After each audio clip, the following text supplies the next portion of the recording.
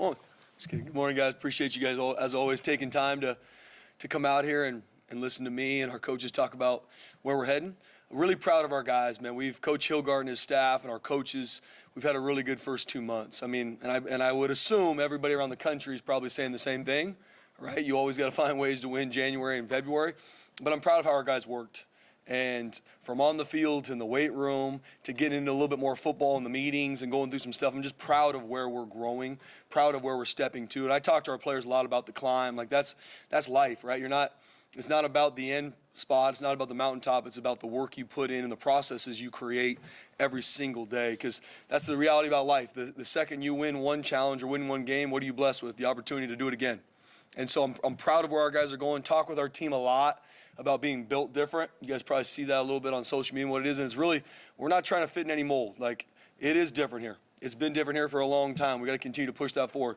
The blue-collar work ethic, outworking people, the diligence we do, the toughness, the family, the love, like, it is different here. And to be a player to come here, a coach to come here, a staff member, it's different. Like I said, we're not going to try and fit in any mold that people have for us. We're going to be different, and we're going to push the envelope in everything we do, because I talked to our team earlier today. Everybody gets 15 practices. It's not like we're going to find our way to get 6. No, everyone's got 15. The how we do it is what's going to always separate us, and that's what goes into being built different here. So I'm excited for us to step into spring ball. Football, as you guys well know, it's all about the different seasons you're in. The second that you feel like you're done with one season, you move on to the next one. So we just obviously finished winter conditioning in that season, and excited to step into spring practice starting Monday. We got one more workout tomorrow with some meetings, and we start in spring ball practice 1 on Monday. So we'll go Monday, Wednesday, Thursday, like Pat said. Then we'll have spring break off, and then when we come back, we'll go Tuesday, Thursday, Saturday for really the 4 weeks up into the spring game. So excited where we're going, excited where we're pushing, and ready to get rocking. Spence, this is the first time we've had a chance to talk to you since Koetter came back on board. I mean, can you just tell us how that whole thing came about? Did you reach out to him? Did he show initial interest? How'd that come about? Yeah. Obviously, when a coach leaves, for me, I'm going to take slow with the process, because everybody who comes in contact with our players in this program matters to me, and I will not try and go fast just because of the sake of going fast. Like, I want to find the right guy, the right fit, and that's multifaceted. Obviously, with an offensive coordinator hire, quarterback coach, there was a lot of things that I knew we needed here. Proven play caller, quarterback developer, can make and create elite connections with our players and grow them not only as football players, but as men off the field as well.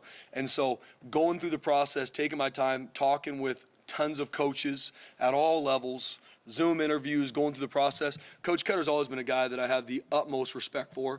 And even early on was talking to him about it, and he helped me walk the process as well. And he helped me even, picking his brain on different guys we interviewed and went through. And there was a lot of coaches that I picked their brain on, because I always want to make sure I make the right choice for our players. Not gonna do anything rush, because they matter to me in every way. So walk the process. And worked my tail off, because I believe in Coach Koetter. I believe in who he is as a football coach, but even more as a mentor and as a man for these young players. And so finding a way to get him here, and he's excited about it. And I came to him and said, Coach Koetter, this is the best thing for this place. And not even just for this season, which obviously the way college football is, it's the here and now, and I get that. But his development of our offensive staff, his development of our players for the future, because I also believe in what we do offensively. The terminology, the language, the schemes we run. We're always going to try to evolve, but I believe in what we do offensively here at Boise State. And being able to fine-tune that, to wire that even tighter for obviously this football season, but even for the future. My goal is for us to have the success I believe we're going to have offensively.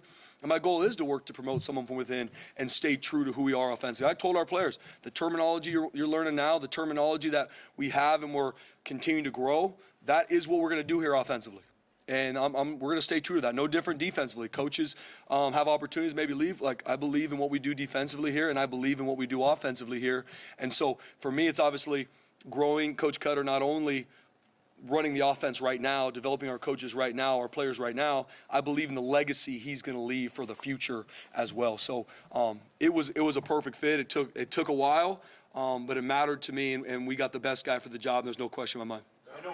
After he was initially an advisor, at what point did he become a candidate in your mind? The whole time. he's a guy that obviously I have the utmost respect for, and I don't think you'll meet someone in this profession that sees it any differently. But I wanted to walk the process for myself, and I wanted to walk the process for our players. And taking interviews, Zoom calls, conversations, guys across the country, from the NFL to FBS to FCS, across the country, talking with guys that were interested and guys that maybe I had seen from afar that wanted to get to know more. And obviously all the work behind the scenes, getting to know these guys as people, if they work somewhere, calling guys that they worked with, and just the holistic process that I went through because I wanted to. And I wanted to make sure whatever we decided that I walked that process the right way. And so the whole time he was. And like I said, he's a guy that I cannot be more excited. He is without question the best man for the job right now, and to continue to push our offense forward even for the years to come and the legacy he's going to leave. Said, like, last time we talked to Dirk, when, after the previous season, I mean, he seemed done, Spence. Like, he seemed like he was ready for retirement. How did you pull Dirk Koetter out of, we'll call it now, semi-retirement, and actually get him to do this for you? Yeah. Like I said, guys, it took me a while. I'm working on it. No. He's Coach Koetter, and you're going to be able to speak to him here in a little bit. He loves football, but he loves football for the players. He loves being able to take them from where they are and develop them to where they're going to be, from obviously his time in college to the NFL. And he loves Boise State, too. He loves Boise-State football. It matters to him that we have elite success here, because that's what it is. And so walking the process with him, with candidates, picking his brain, and like I said, other coaches that are advising me and helping me. At the end of the day, it's the decision I make, and I understand the decisions I make affect everybody, and they're my decisions. But I want to be able to pick a lot of people's brain and bend their ear on situations to make sure I'm not missing it. And so going through the process with Coach Koetter and walking the path for the couple weeks, whatever it was, little by little, I think he knew that this is the right fit too. He knew it was the right fit for our players, for our place, and for this time, because it's not just for the here and now. I do believe in the future. I believe in where we're going to build this to. I'm here. I can tell you guys I am so passionate about the success that this place is going to have on and off the field, to push it to heights and even past. And it's going to take everybody, and it's going to take doing things differently. And Coach Koetter being able to push our offense, not only our staff and our players, but everything, not only this season but for the years to come, was paramount to me. And at the end of the day, I knew it without question was the best thing for our place. I know a lot can happen between now and then, but you mentioned, eventually wanting to promote someone, from within. Yeah. Was that kind of the idea behind the one-year deal, is give him the 1 year and then hopefully absolutely. Next year there is someone ready to? Yeah, absolutely. And going into the season, and I wanted to take a lot of the gray out for the situation too, like what's going to happen, what's going to happen. Right now, Coach Koetter is our offensive coordinator, quarterback coach for 1 year. And he's going to develop our offensive staff, our players, and push it for the future. And whatever happens at the end of the season, we'll cross that bridge when we get there. But I know we're going to stay true to us in regards to offensively what we do. How we develop players, our offensive schemes, our terminology, who we are is going to stay the same. And we're going to always find ways to evolve and be on the cutting edge. But I believe in what we do offensively and excited to push it not only this season with Coach Koetter leading it, but also for the years to come. Because we got a phenomenal offensive staff too. And I don't say that lightly just because I'm standing up here. Coach Potter, coaching our tight ends, co-offensive coordinator, phenomenal offensive coach, and not only a phenomenal offensive coach, but does a great job leading his room and touching every single player on our team and making them better. Matt Miller was wide receiver coach, just promoted to pass game coordinator because I believe in him, and our players do too. I know what type of football coach he is. I know what kind of mentor he is. James Montgomery coaches our running backs. I mean, we've seen it verbatim what he can do with our running backs, but even seeing him involved with the whole fronts and how he grows that. Coach Keene, our offensive line group with returning 4 starters and what he did last year. So I say all that is we got a great offensive staff, and I believe in them, and I'm working to empower them. And everybody that goes in that room matters to me, and matters that we're all aligned and going the right way. And so I'm excited for not only this season, but excited where we're going to go to even in the future and seasons to come. Spencer, the last time Dirk was here, he was just trying to win a game on Saturday. Yeah. This time I would assume that it's the whole process of quarterback developing in the spring, everything up to probably including, or not even including recruiting. But what's his expectations for his job this time as compared to 2 years ago? Yeah, no different.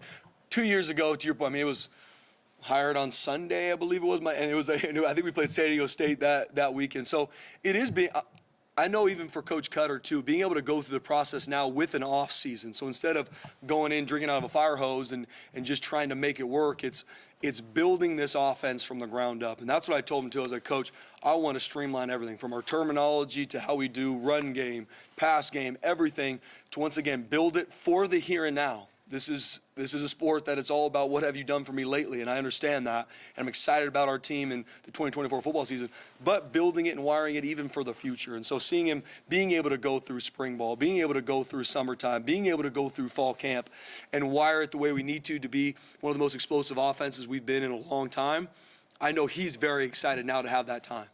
And I mean, I joke with people. We were out on the blue on Tuesday, and it was snowing. I look at Coach, and he put a hoodie on. He's like, "Let's go to work." So he's fired up, and I'm excited for you guys to be able to talk to him because I'm excited that it's the best fit for our players, this place, and once again, not only this year, but for the future too, Mike.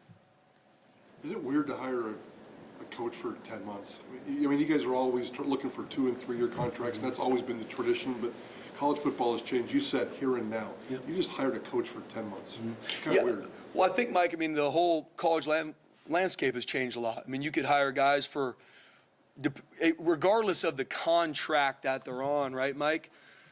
I mean, how many times we hired coaches on multi-year contracts and they're gone in a year, right? So that's where, for me, it's you got to focus on the day. You got to focus on the what's here, what's now this season, and then long-term approach to how that affects our players. And that's the biggest thing that I'm working to create with our players is consistency. We've had a lot of staff movement throughout the past years that I've been here. My goal is to create more consistency for our players. And so being able to streamline our schemes defensively, offensively, and special teams to where, yes, there are going to be some coaches that get really great opportunities because of the success we have. And I'm excited for them. But I also want to stay true to who we are. So our players here that are freshmen, sophomores, juniors, seniors, stay in the same rhythm, stay in the same terminology so they can continue to build that confidence and trust in it, Mike, for the future because we are a developmental program. Like we spend our money on developing people. Like that's who we are. And so getting someone to come in here as a freshman, I don't want them to learn new schemes year in and year out because we can't develop them at the speed we need to. Bring them in here, develop them in regards to fundamentally, technically, in the weight room with Coach Hilgart, and then as they grow and develop as freshmen into sophomores, that's when they become the elite players here because we're a developmental program. I mean, that's who we are, and that's who we are going to be, and it's going to be different around college football. Right now, college football has become very transactional. 1 year here, like my goal is to focus on transformation, and that's what we're going to do. Malachi Nelson, how's he kind of fitting in, and what do you want to see from him this spring? Yeah, he's done a great job fitting in with the team, and since the second, obviously a lot of media buzz with him coming here, which rightfully so. He's done a great job just being low ego, high output, and coming here not only just gelling with the offense, but we talk about crossbreeding all the time, getting with other position groups across the ball. So he's done a great job with it, working his tail off. And the biggest thing, BJ, and I tell Malachi, I'm just excited to see him compete throughout spring, and I'm going to say, come out and say it, guys. We don't do depth charts per se in spring. I tell our team this is a seeding chart. Spring ball is used to move guys around. Maybe you're a 2, or we call it an orange one day, and then you're the one that, like, my goal is to create competition across all 22 positions throughout spring, special teams included, because competition breeds everything. And so it's nothing will be given, everything will be earned. And so anybody new to our football program has to earn it. Our guys that have been here and maybe they started for a year or 2 years, they still have to earn it. Because my goal is if they don't come every day and earn it with everything they do and how they handle meetings, how they handle practice, that guy right behind him can't wait to take his spot. That makes everybody better. That's the iron sharpens iron. And I'm not just saying that just because I'm talking to you guys. This is the exact same thing I talked to our players yesterday in our team meeting. It's the same thing I'm going to tell them tomorrow. And it's the same thing that I'm going to talk through them as we go through spring ball. As you go through spring ball, there will be seeding chart moves in regards to, because you want to see guys with a different group and how they move, but competition is going to be through the roof. Then at the end of spring ball, as a coaching staff, we're going to sit down. I'm going to meet with every single player and be clear, concise, black and white about, hey, BJ Raines, this is exactly where you're at on the depth chart. This is why. This is where you're at. This is the things you did well. These are the things you need to improve on, and give them a plan of development for the summertime and into fall camp. And so I believe in that. I believe in being clear with players and not, well, you're doing a good job, man. Keep it up. And they're like, does that mean I'm playing? Does it not? Like, I believe in being clear. I believe in having the hard conversations because you love them. And so long-winded answer to your question, BJ, but the biggest thing I want to see from Malachi is the same thing I want to see from the rest of our players is compete every single day. Don't worry about what you can't control. Don't worry about it. Don't worry about game one. Worry about practice one. Worry about the meeting prior to practice one and compete in everything you do. And as a coaching staff, we're going to be evaluating everything we do. What about Maddox? I know that Yeah. only a week or two you guys move spring ball back, but does that allow him to maybe do a little?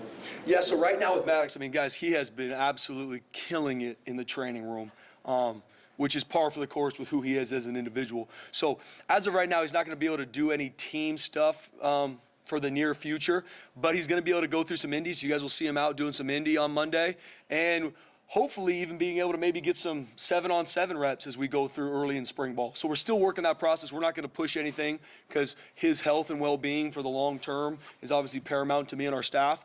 But excited that Maddox is going to be able to go through indie, some routes on air, and even potentially get some 7-on-7. He won't be getting any team, especially early on in spring.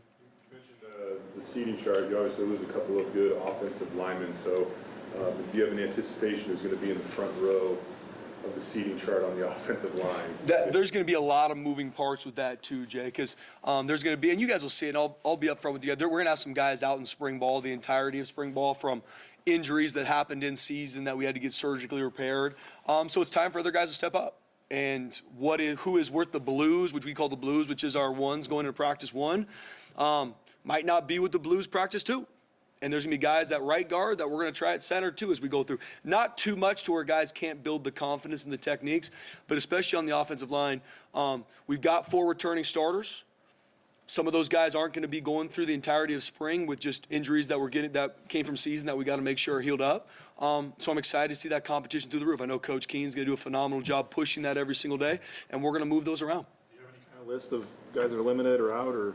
We do, and we'll give it to you guys, BJ, because I'll give you guys the list of exactly who we guys. I mean, we got a decent amount of guys that won't be participating in spring, just with some stuff that happened from season that we had to get surgically repaired. So there'll be guys, and we'll be open with you guys on that. I don't have the list on me, but there's a decent amount of guys that won't be participating in spring because of surgeries. Cam Kemper's out this spring? He's out for spring. What about Chris Marshall? What do you want to see from him, and how's he fitting in? Yeah, so Chris has done a really good job since being here, just focused on what he's got to do. Football, school, and he's been able to mesh really well with the team. He's done a really good job in our workouts. Had a hamstring that got a little bit tight earlier last week, so we're making sure we're smart with some of the soft tissue stuff. But he's done a great job to this point. Same thing, compete, show up, compete in the meeting room, compete when you come on the practice field.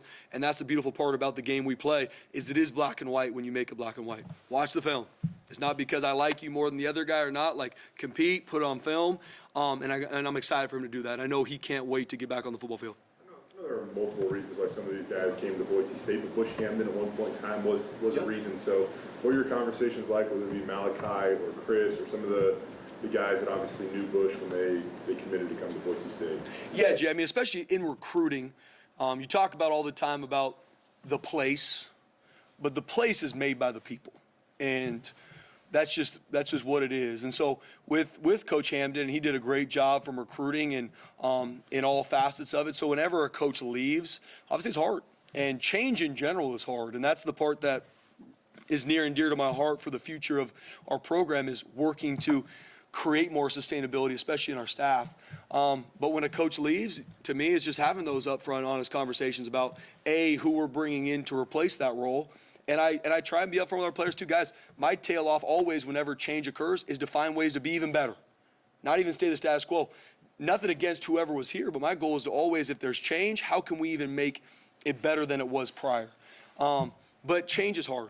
And for me, that's where actively recruiting every single person on our roster, no different from Chris Marshall to Malachi to these guys we recruited. I'm actively recruiting them as hard as anybody as well, because they're coming here to play for a coaching staff too. Yes, a coach is involved in their primary recruitment, if it's their position coach or the coordinator, but I want to make sure they always have that connection with me too, because I know how much I love being here. I'm passionate about the future of this place and where we're going to push it forward and how we're going to be built different. And so even though change occurs, I come right alongside and be like, hey, the plan hasn't changed. Everything I told you, everything I told your parents, we're staying true to that, and we're going to keep pushing forward. And I promise you, whoever we bring in here, we'll push even farther. What's Ashton Jeanty's mindset for the spring? And do you coach a player like Jeanty differently? He is on a mission.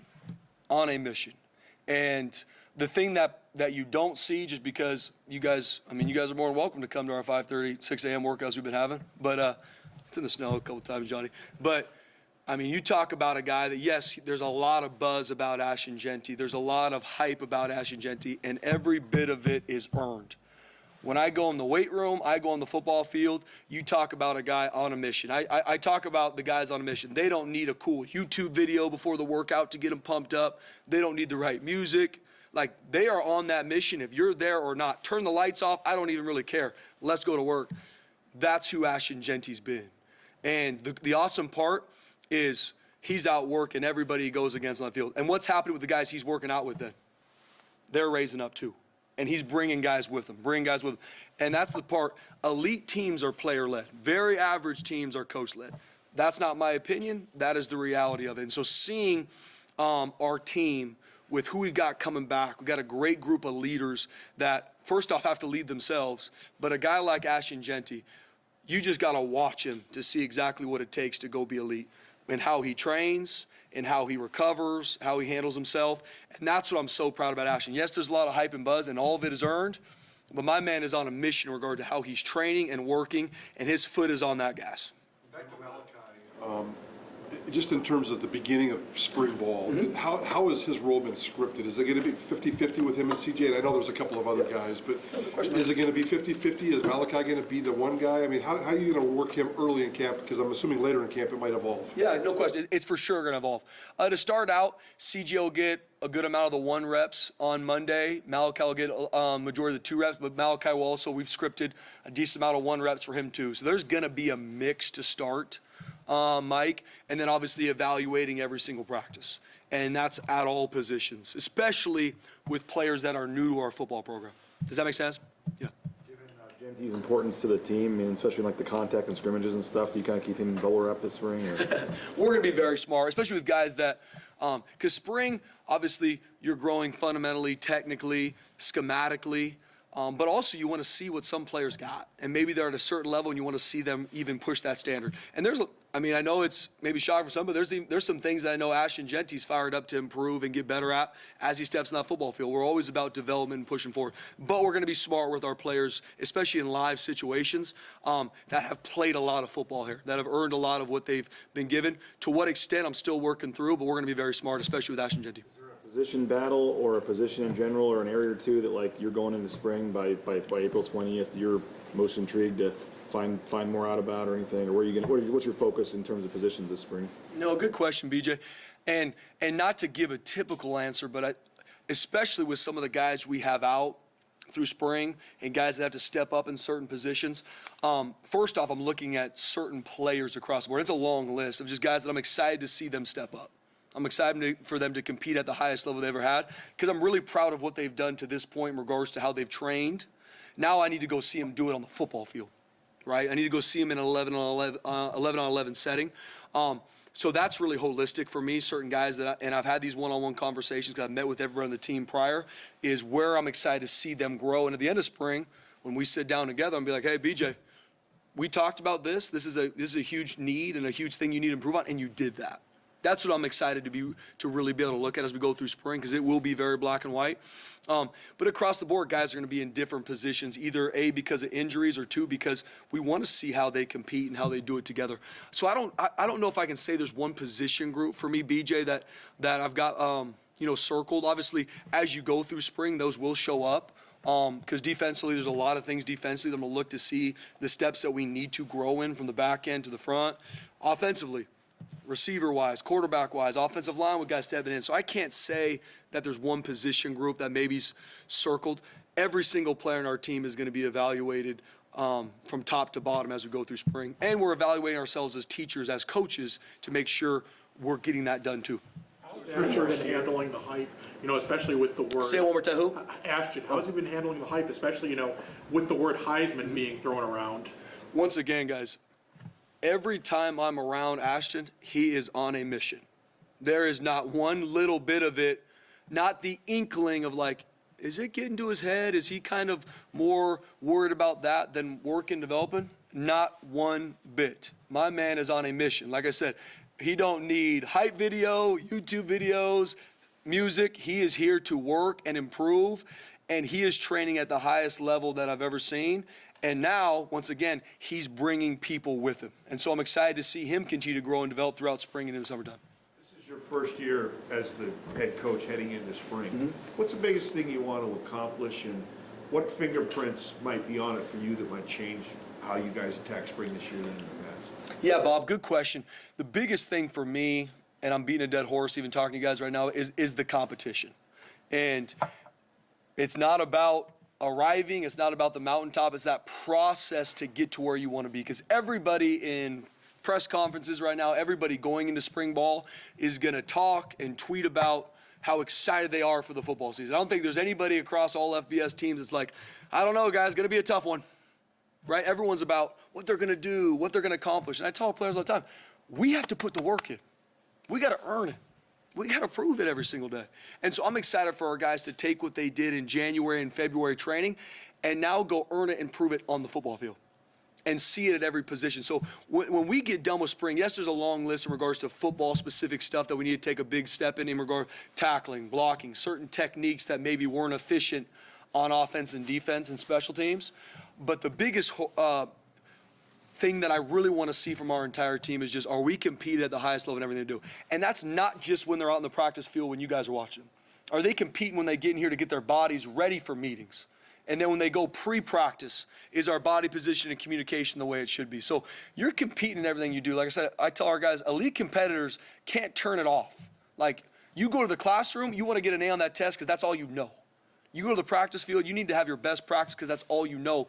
And raising that for our entire team. And when we leave spring ball, if I'm like, we got a bunch of competitors that they don't need anything outside. This group's built different, and we'll play in a parking lot. That's what I want to feel like when we leave spring. Last one. Latrell Caples, what's his status?